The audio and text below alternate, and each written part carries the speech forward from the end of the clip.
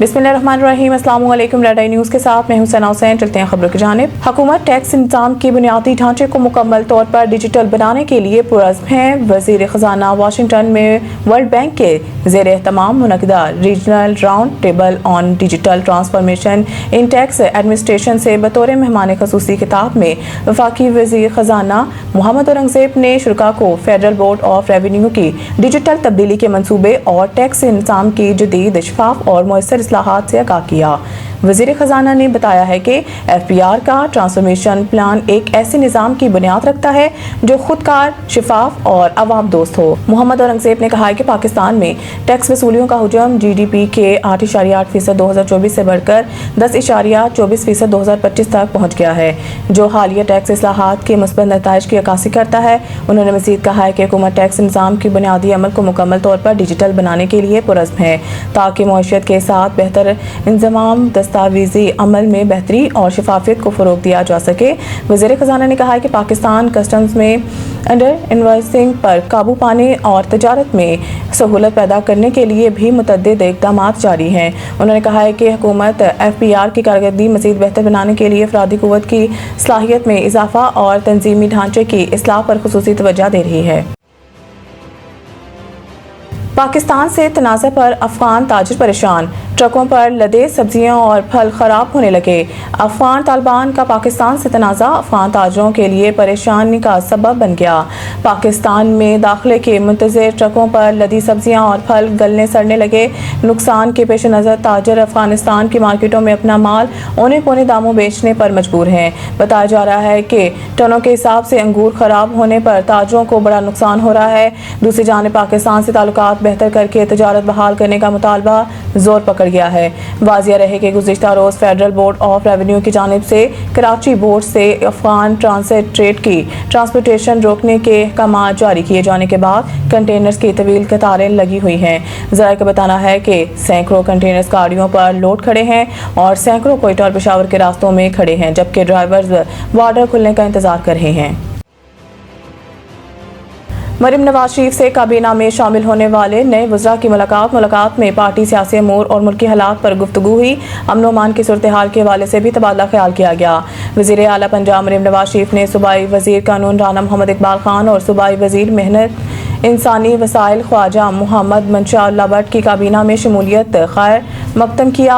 मरीम नवाज शरीफ ने राना मोहम्मद इकबाल और मंशा भट्ट की काबीना में शमूलियत को खुशाइन करार दिया। सूबाई वज़रा राना मोहम्मद इकबाल और मंशा भट्ट ने इजहार एतमाद पर पाकिस्तान मुस्लिम लीग नून के क़यादत का शुक्रिया अदा किया। वज़ीर कानून पंजाब ने वज़ीर आला मरीम नवाज शरीफ के पुरअमन पंजाब के विज़न को सराहा।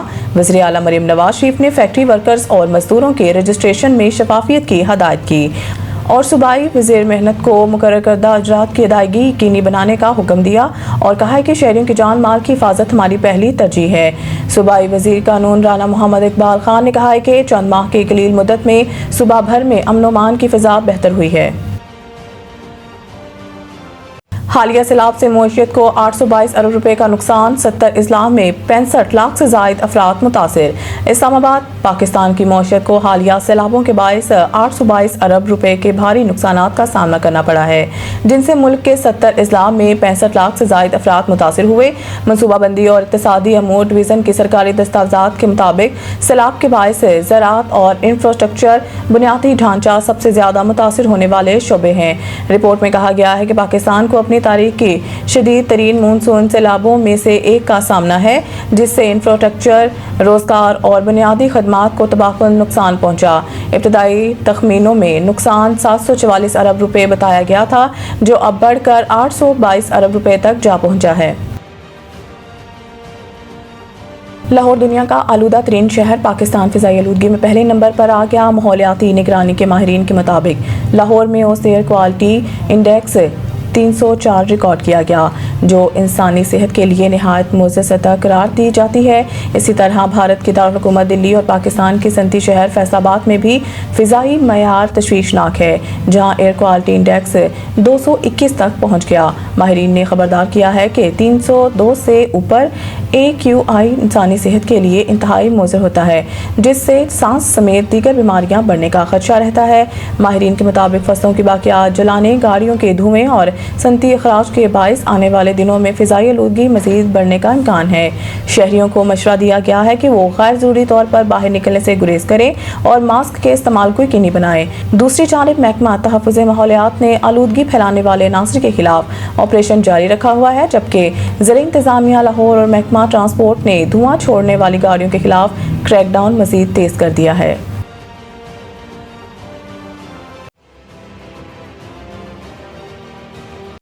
ویمنز ورلڈ کپ آسٹریلیا نے سیمی فائنل میں قدم رکھ دیے۔ وشاکھاپٹنم میں کھیلے گئے میچ میں بنگلہ دیش کی جانب سے ٹاس جیت کر پہلے بیٹنگ کا فیصلہ خاص مؤثر ثابت نہ ہوا۔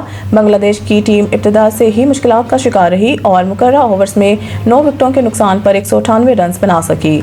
سبحانہ مستاری نے 66 رنز کے ناقابل شکست اننگز کھیلی، جبکہ روبیہ حیدر 44 رنز بنا کر نمایاں رہی۔ آسٹریلیا کی جانب سے Alana King, Ashleigh Gardner, Annabel Sutherland اور جارجیا ویئرہم نے 2-2 شکار کیے، جبکہ میگن گٹ نے 1 وکٹ حاصل کی۔ جواب میں آسٹریلوی اوپنر نے انتہائی جارحانہ انداز اپنایا۔ کپتان ایلسا ہیلی نے صرف 77 گیندوں پر 113 رنز کی برقرار اننگز کھیلی، جس میں 20 چوکے شامل تھے۔ فیبی لیچفیلڈ نے 72 گیندوں پر 84 رنز بنائے۔ انہوں نے 12 چوکے اور 1 چھکا لگایا۔ دونوں بیٹرز نے 202 رنز جوڑ کر ٹیم کو صرف 24.5 اوورز میں فتح دلا دی۔ اس فتح کے ساتھ آسٹریلیا رواں ایونٹ میں سیمی فائنل میں پہنچنے والی پہلی ٹیم بن گئی۔ مزید نیوز اور اپڈیٹ کے لیے دیکھتے رہیں ریڈ آئی نیوز۔